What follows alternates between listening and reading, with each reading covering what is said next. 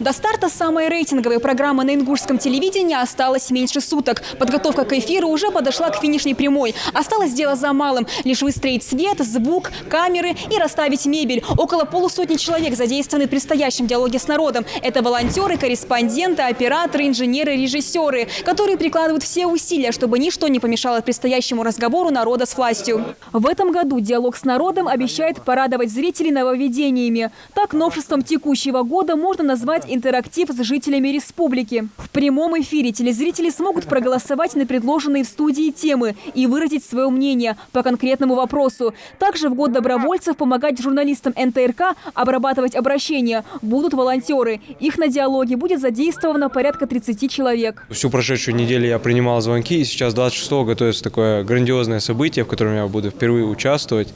Это для меня, естественно, большой опыт. Диалог с народом проходит по аналогии с прямой линией президента страны. Члены правительства, главы муниципалитетов и другие чиновники будут находиться в отдельной студии, но на прямой связи с главой республики Юнусбеком Евкуровым. Поэтому будет возможность немедленно решить ту или иную проблему. Так что на диалоге с народом может быть жарко. Уже получено более 400 вопросов. Здравствуйте, вы позвонили в колл-центр программы «Диалог с народом». Ваш звонок бесплатный. Меня зовут Ната. Назовите свое имя, фамилию, отчество. Я озвучу свой вопрос главе республики. Их рабочая смена длится 12 часов. Но телефоны в центре приема обращений для диалога с властью практически не замолкают. Поэтому на случай поздних вопросов работает автоответчик. Статистика говорит, что в течение первой недели приема вопросов в среднем звонили 20 человек каждый день. Ежедневно в адрес главы региона поступают десятки обращений. И чем ближе дата прямого эфира, тем их больше. Житель Назрани по улице Муталиева просит главу республики, чтобы тот расширил дорогу на 15-20 метров. Также вот еще один вопрос. Жительница города Малгобека просит создать площадку для обращений предпринимателей республики к главе напрямую.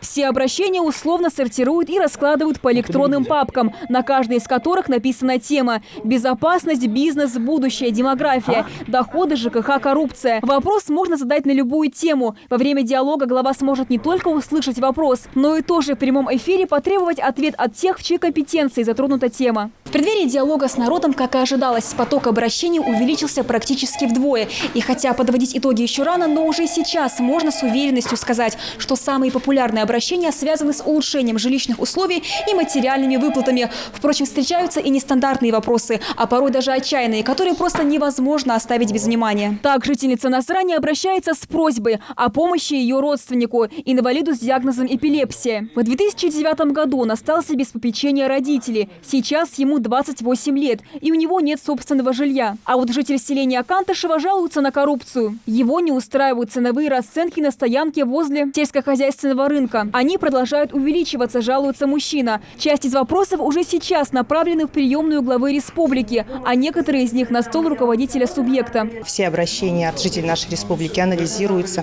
по ним уже начата работа, многих их уже обзваниваем, более конкретизированно спрашиваем, чего касается их вопрос, как можно решить их проблему. Или если им нужны разъяснения, мы эти разъяснения даем. Уже мы эту статистику подводим, даже предварительную, и заносим главе, на совещаниях это обсуждается, то, как можно решить эти проблемы. Большинство вопросов имеют характер разъяснительный. То есть, если, допустим, человек просит участок или стоит в электронной очереди, ему говорят, что вы стоите под таким-то номером, значит, на получение участка вы тоже там состоите, куда ему нужно обратиться, какие документы ему нужно собрать. То есть, более, значит, объясняем, скажем так. Дозвониться до оператора в колл-центре и задать свой вопрос можно по номеру 8 800 301 41 42. Звонок бесплатный. Вопросы принимаются и на официальном сайте НТРК Ингушетия, а также от пользователей соцсетей. Вопрос можно отправить бесплатно и по СМС на номер 4647 с кодовым словом «Диалог». В сообщении обязательно необходимо указать свои данные: имя, фамилию, номер телефона и домашний адрес. Обращения будут приниматься вплоть до окончания эфира. Амина Бокова, Рахман Суров, Новости 24.